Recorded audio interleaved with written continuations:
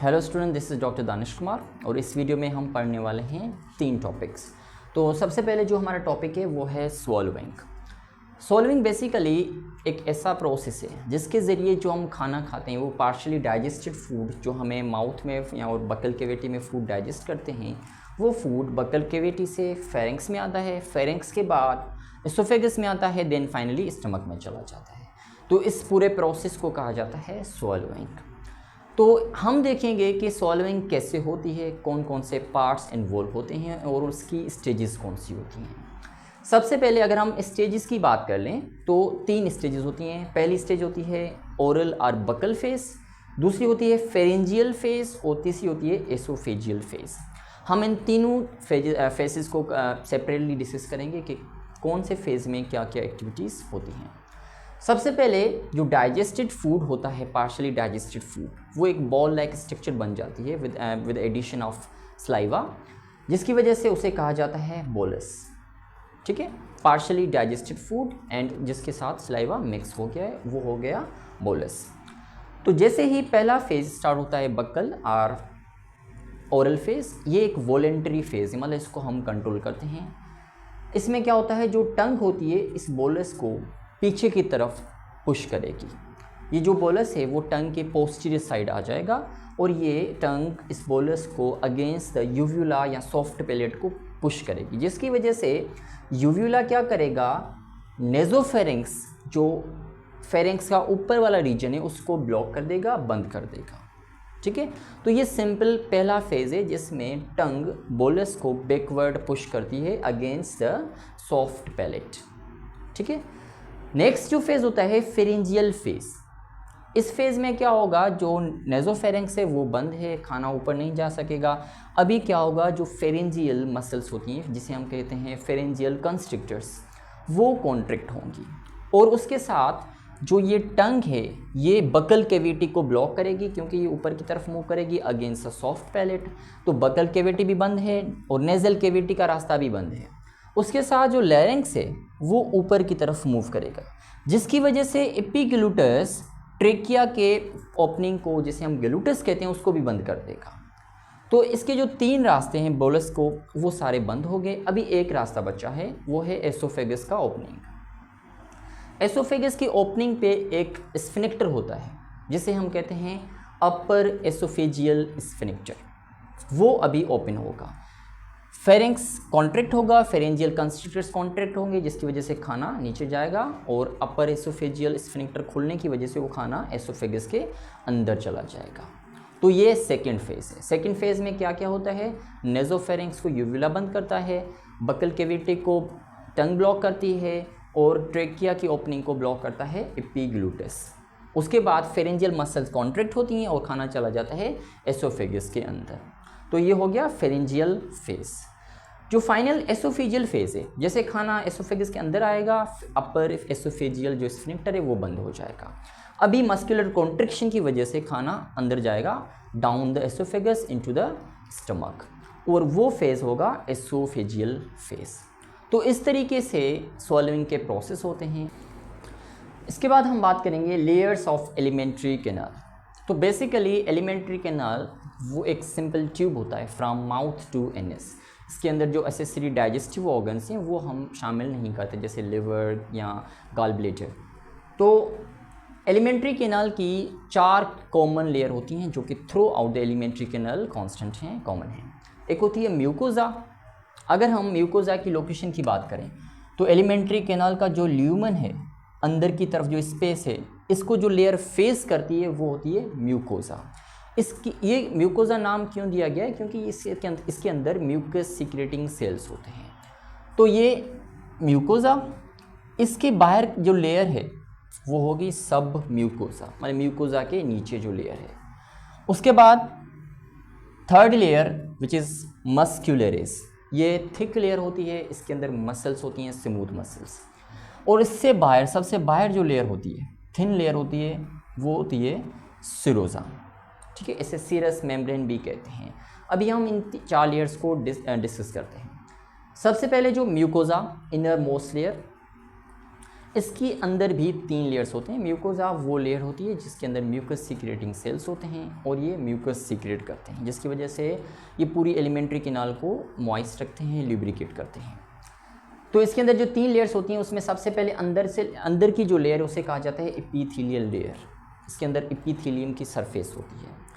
2 types के epithelium हमारी alimentary canal के अंदर मिलते हैं। एक होता है स्ट्रेटिफाइड स्क्वेमस एपिथेलियम, ये हमारे माउथ, फेरेंक्स और एसोफेगस के अंदर मौजूद होता है।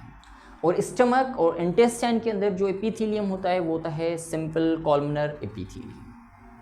इसी एपिथेलियम के अंदर म्यूकस सीक्रेटिंग सेल्स भी होते हैं, ठीक है। और ये जो एपिथेलियम होता है, जैसे हम खाना खाते हैं, ये डैमेज होता है और दोबारा रिप्लेस होता रहता है, ठीक है। जो सेकेंड लेयर है वो है लेमिना प्रोपेरिया। लेमिना प्रोपेरिया एक कनेक्टिव टिश्यू लेयर होती है, लूज कनेक्टिव टिश्यू की लेयर होती है और इसका जो काम होता है सिंपल एपिथेलियम को सपोर्ट करना होता है। इसके अंदर नर्व्स भी होती हैं और ब्लड वेसल्स भी होती हैं। देन उसके बाद मतलब सबसे पहले म्यूकोजा, देन लेमिना प्रोपेरिया और उसके बाद मस्कुलरिस म्यूकोजी। ये एक थिन लेयर होती है, इसकी जो थिकनेस सिर्फ 3 से 10 सेल्स थिक होती है ये। और इसका जो काम होता है ये सिंपल नॉर्मल कंडीशन में नॉर्मली ये कॉन्ट्रैक्टेड फॉर्म में रहती है, जिसकी वजह से ये एलिमेंट्री कैनाल के अंदर ऐसे रिजिस बनाती है। इस वजह से एलिमेंट्री कैनाल का सरफेस एरिया बढ़ जाता है, डाइजेशन में भी हेल्प होती है और एब्जॉर्प्शन में भी हेल्प होती है। तो ये होगी मस्कुलरिस म्यूकोसी, ये थिन लेयर होती है म्यूकोजा की। उसके बाद अगर हम सेकेंड लेयर की बात करें वो है सब म्यूकोजा। ये म्यूकोजा के नीचे होती है। इसके अंदर ब्लड वेसल्स, लिम्फेटिक वेसल्स और नर्व्स एंड ग्लैंड्स मौजूद होते हैं। और ये ग्लैंड्स क्या होते हैं ये भी हम बाद में डिस्कस करेंगे। एसोफेगस में कौन से होते हैं, स्टमक में कौन से ग्लैंड्स होते हैं, देन इंटेस्टाइन में कौन से ग्लैंड्स होते हैं। देन थर्ड लेयर जो होती है वो होती है मस्कुलरिस। मस्कुलरिस एक थिक लेयर होती है और इसके अंदर स्मूथ मसल्स होती हैं। टोटल जो normally through out the alimentary canal 2 types की स्मूथ मसल्स होती हैं। एक होती हैं इनर सर्कुलर, मतलब अगर हम ऐसे एलिमेंट्री कैनाल को देखें तो अंदर की जो तरफ मसल्स होती हैं वो सर्कुलर मसल्स होती हैं, लेकिन जो बाहर की तरफ मसल्स होती हैं वो होती हैं लॉन्गिट्यूडनल मसल्स।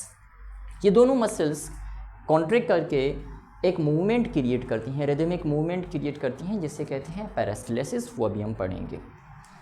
लेकिन स्टमक के अंदर एक तीसरी लेयर भी होती है जो सिर्फ स्टमक के अंदर मौजूद होती है, उसे कहा जाता है ऑब्लिक मसल। वो ऐसे मौजूद होती है, वो ना ही सर्कुलर होती है ना ही लॉन्गिट्यूडनल होती है। अब ये 3 मसल जब स्टमक में मौजूद होती हैं, इसकी वजह से स्टमक की मस्कुलर कॉन्ट्रैक्शन बहुत ज़्यादा होती है और वो स्टमक को खाने को मिक्स करने में और डाइजेस्ट करने में हेल्प करती है। देन फाइनली थर्ड लेयर, जिसे हम कहते हैं सीरोजा या सीरस मेम्ब्रेन। इसको सीरोजा या सीरस मेम्ब्रेन क्यों कहा जाता है? क्योंकि ये फ्लूइड सीक्रेट करती है जिसे कहता है सीरस फ्लूइड। और ये सीरस फ्लूइड का काम होता है जब हमारे स्टमक और इंटेस्टाइन कॉन्ट्रैक्ट कर रहा है, मूवमेंट कर रहा है, तो ये बाहर की तरफ एक लुब्रिकेशन प्रोवाइड करे जिसकी वजह से फ्रिक्शन ना हो, ठीक है। जो सीरोजा है सिर्फ एब्डोमिनल रीजन में मौजूद होती है, जैसे स्टमक और इंटेस्टाइन के ऊपर। लेकिन एक माउथ और फेरेंक्स के अंदर एक और लेयर होती है जिसे हम कहते हैं एडवेंटिशिया, क्योंकि ये सीरस फ्लूइड सीक्रेट नहीं करती और ये बनी होती है कोलेजन फाइबर की, ठीक है। तो ये टोटल 4 लेयर्स होंगी एलिमेंट्री कैनाल की। ये throughout the alimentary canal constant होती हैं, लेकिन इसकी जो थिकनेस है, बेसिक हिस्टोलॉजी, वो डिफरेंट होती है through out the alimentary canal. इसके बाद हम पढ़ेंगे पेरिस्टाल्सिस। पेरिस्टाल्सिस एक ऐसा प्रोसेस है जिसके अंदर जो एलिमेंट्री कैनाल की स्मूथ मसल्स होती हैं वो रिदमिक और अल्टरनेटिंग पैटर्न में कॉन्ट्रैक्ट और रिलैक्स होती हैं। कौन सी मसल्स? जो सर्कुलर और लॉन्गिट्यूडनल मसल्स हैं वो, जिसकी वजह से जो एलिमेंट्री कैनाल के अंदर फूड होता है उसके ऊपर एक प्रोपल्सिव फोर्स लगता है और वो खाना नीचे की तरफ मूव करता है। अगर इसको हम डिफाइन करना चाहें, alternating waves of contraction and relaxation of alimentary walls smooth muscles. तो इसकी वजह से एक फोर्स क्रिएट होता है और वो खाने को नीचे की तरफ पुश करता है। पेरिस्टाल्सिस एक इनवॉलंटरी प्रोसेस है, मतलब इसको ऑटोनोमिक नर्वस सिस्टम की मदद से कंट्रोल किया जाता है और ये from oesophagus up to anus continue रहता है, मतलब ये throughout the alimentary canal peristalsis मौजूद होती है। जब हम खाना खाते हैं वो कंटिन्यूसली डाउनवर्ड डायरेक्शन में मूव करता रहता है। अभी हम देखें कि पैरासिलेसिस का मूवमेंट प्रोसेस होता कैसे है। जैसे ही खाना एसोफेगस के अंदर आता है, एसोफेगस के अंदर खाना जैसे ही एंटर होता है, एसोफेगस ब्रेन की तरफ मैसेज सेंड करता है। इसके अंदर जो न्यूरॉन्स होते हैं वो ब्रेन को मैसेज सेंड करते हैं। ब्रेन वापस में जो स्मूथ मसल्स होती हैं, सर्कुलर और लॉन्गिट्यूडल मसल्स, इनको ऑर्डर देता है कि आप पैरासिलेसिस का प्रोसेस स्टार्ट कर दें। तो वो क्या होता है, जैसे ही बोलस एसोफेगस के अंदर आया, इस बोलस के ऊपर जो सर्कुलर मसल्स होती हैं एसोफेगस की वो कॉन्ट्रैक्ट होंगी, और बोलस के सराउंड में जो लॉन्गिट्यूडल मसल्स होती हैं वो कॉन्ट्रैक्ट होंगी। तो यहाँ पे देखें, इस जगह पे सर्कुलर मसल्स कॉन्ट्रैक्ट हुई हैं और लॉन्गिट्यूडल मसल रिलैक्स हुई हैं, और इस जगह पे सर्कुलर मसल्स रिलैक्स हैं और लॉन्गिट्यूडल मसल्स कॉन्ट्रैक्टेड हैं। तो जैसे ये कॉन्ट्रैक्ट होंगी सर्कुलर मसल्स बोलस के ऊपर, ये बोलस के ऊपर एक पुश का या प्रोपल्सिव फोर्स एक्सर्ट करेंगी, जिसकी वजह से ये बोलस थोड़ा नीचे आ जाएगा।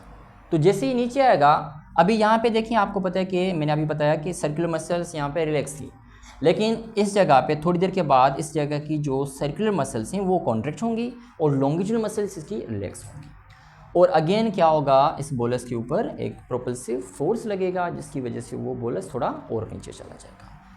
लेकिन ये प्रोसेस है ये बहुत तेज़ होता है, विद इन फ्यू सेकेंड्स ये प्रोसेस जो फूड है हमारा एसोफेगस के लेंथ को पास करके स्टमक के अंदर चला जाता है।